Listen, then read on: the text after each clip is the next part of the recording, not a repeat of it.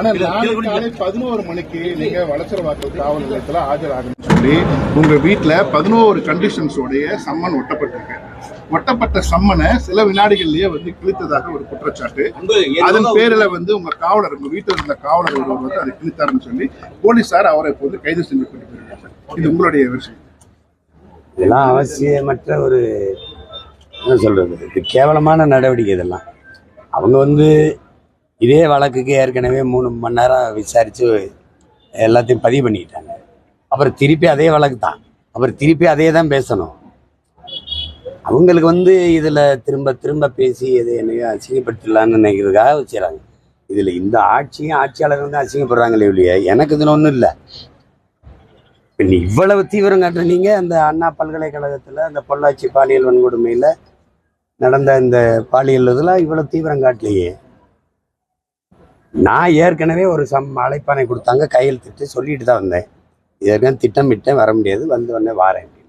என்ன எனக்கு வேற நாட்டுக்கு போய் தலைவராக முடியாது, உங்களுக்கு தெரியும். கடை வச்சுட்டு தினந்தோறும் உங்களை சந்திச்சுக்கிட்டு இருக்கேன். இதில் இவ்வளவு விரட்ட வேண்டிய அவசியம் என்ன இருக்குது? இந்த அரசு இது மாதிரி வேற எதுலையாவது நடவடிக்கை எடுத்திருக்குதான்னு நீங்க பாருங்க. எவ்வளவு கேவலமான ஒரு ஆட்சி அதிகாரத்தை நடத்திக்கிட்டு எந்த சிக்கல்லையாவது பிரச்சனையாவது இப்படி பண்ணியிருக்கா? வரேன்னு சொல்லிட்டேன். என் வீட்டில் என் மனைவி, என் பிள்ளைகள்லாம் இருக்காங்க. அவ்வளவு பேர் வேலை செய்கிறவங்க இருக்காங்க. நான் இந்த கிருஷ்ணகிரியில் தான் இருக்கிறாங்கன்னு இங்கே பாதுகாப்புக்கிற காவலருக்கு தெரியும், அங்கே இருக்கிறவங்களுக்கு தெரியும். என் வீட்டில் என் ஓட்டுற சேட்டை தானே. நீங்கள் ஒட்டிட்டு போன பிறகு என் வீட்டு கதவுல இருக்கிறத அங்கே வேலை என் தம்பி ஒருத்தர் கிழிச்சிருப்பார். அதில் என்ன பிரச்சனை? நீங்கள் இது பண்ண நான் தான் வருவேன்ல. ஏற்கனவே உங்களுக்கு முன்னாடி நீங்கள் விசாரித்ததுக்கு பதில் சொன்னவன் தானே. நான் வராமல் போயிடுவேன்னா இவ்வளோ பெரிய வேலை செய்கிறவன் இல்லை உங்களை மாதிரி பயந்து ஓடி ஓடிக்கிற கோலைகளா? இல்லைன்னு நான் தான் வருவேன்னு சொன்னேன். அப்புறம் ஏன் இந்த வேலையை செய்கிறீங்க நீங்கள்? இதனால நான் அசிங்கப்பட்டுருவேன் நினைக்கிறீங்களா, இல்லை நீங்கள் அசிங்கப்படுறீங்களா?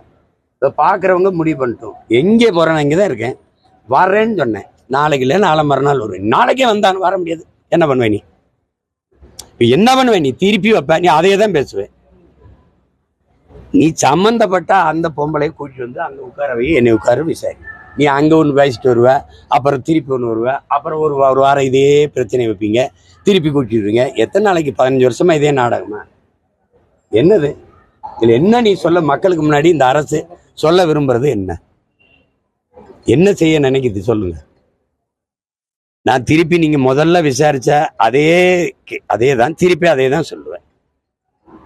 விசாரிக்கவே இல்லை, நீங்களே முடிவு பண்ணிக்கிட்டீங்க இதுதான் நடந்திருக்குது, இது போயிருக்குதுன்ட்டு. இது எந்த மாதிரியான தீர்ப்புகள், எந்த மாதிரியான விசாரணைகள்?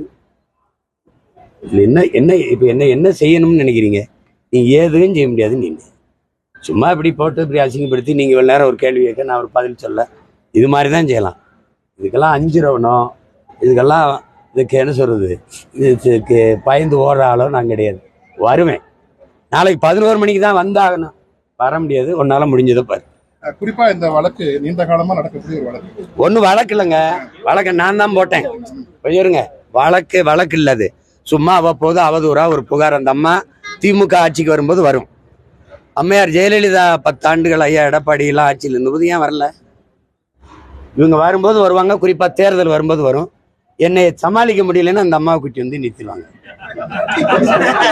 இப்ப பெரியார் வாங்கின அடியில இவங்களுக்கு என்ன பண்றேன்னு தெரியல, என்னை எப்படி சமாளிக்கன்னு தெரியாம மறுபடியும் இந்த பொம்பளை குட்டி அது நான் தான் வழக்கு போட்டேன். இது ஒண்ணும் இல்லாத வழக்கு, இதை அழிச்சு விடுங்கன்ட்டு.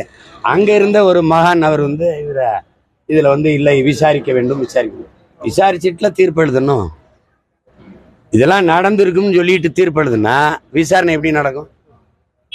எந்த மாதிரி நாடு, எந்த மாதிரி சட்டங்கள், எந்த மாதிரி மன்றங்கள், எந்த மாதிரி நீதிகள்ங்கிறது நீங்க தான் பார்க்கணும். விசாரிக்கணும். விசாரிச்சு அவங்க தரப்புல இருக்கிற புகார் கொடுத்துருக்க குற்றச்சாட்டுகளுக்கு சான்று கேட்கணும். அதெல்லாம் சான்றுபடி நிரூபித்த பிறகுதான் இது குற்றம் நடந்திருக்கா இல்லையான்னு முடிவுக்கு வரணும். நீங்க அது எதுவுமே செய்யாம நினைக்கும் போதெல்லாம் அந்த பொம்பளை கூட்டி வர வேண்டியது, இது பண்ணது, என்னை சமாளிக்க முடியலன்னா இப்படி ஒரு நாடகத்தை போட வேண்டியது. நானும் இந்த நாடகத்தை பார்க்கத்தான் போறேன். இது என்ன நடக்குதுன்னு பார்க்கத்தான் போறேன். நீங்களும் பார்க்கத்தான். நாளைக்கு தருமபுரியில் கலந்தாய்வு. நான் வருவேன். அந்த வளசரவாக்கம் காவல் நிலையம் அங்கதானே இருக்கும், நான் இங்கதானே இருப்பேன். என்ன அவசரம்னு சொல்லு. அவசரமா நீ வந்தது வர முடியாது, என்ன பண்ண பண்ணிக்க.